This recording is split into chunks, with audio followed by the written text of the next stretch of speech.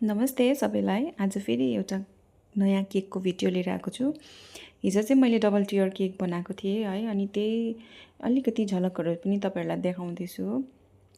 Double tyre cake बनाउँदाखेरि चाहिँ सबभन्दा इम्पोर्टेन्ट कुरा याद राख्नुपर्ने भनेको चाहिँ तपाईँहरूले जुन चाहिँ बेस हुँदैछ है, मुनि र माथिल्लो तलको, त्यसलाई चाहिँ पहिल्यै क्रम कोट गरेर चाहिँ फ्रिजमा एक नभएको पनि 1.5 घन्टासम्म चाहिँ त्यसमा राख्नुपर्ने हुन्छ।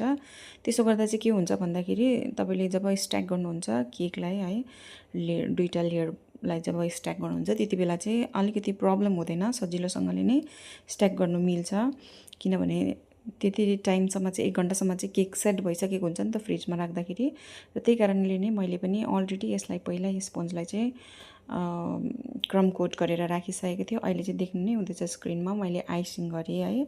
र यसलाई चाहिँ म स्ट्याक गर्नु खोज्दैछु। स्ट्याकिङ गर्दाखेरि चाहिँ अलिकति ध्यान दिएर गर्नुपर्ने हुन्छ, नत्र केक बिग्रनु पनि सक्छ। मेन बिग्रिने भनेको नै यो स्ट्याकिङ गर्दाखेरि नै हुन्छ। तर धन्न मैले गर्दाखेरि चाहिँ राम्रै भयो, बिग्रिएन, यताउति भएन के, किनभने मजाले सेट भएको थियो।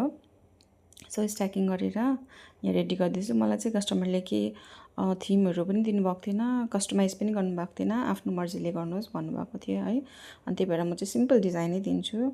अनि मेन कुरो, डबल लेयर केक बनाउँदाखेरि चाहिँ तपाईँहरूले त्यो डावल लगाउनु पर्ने हुन्छ, किनभने त्यसले चाहिँ केकलाई सपोर्ट दिन्छ र केक राम्रो अडिन्छ है। सो मैले सिम्पलमा रेडी गरेको छु। तपाईँहरूलाई के कस्तो लाग्यो प्लिज कमेन्ट गरेर भन्नुहोस् होला। मन परे लाइक सेयर पनि गरिदिनुहोस् होला।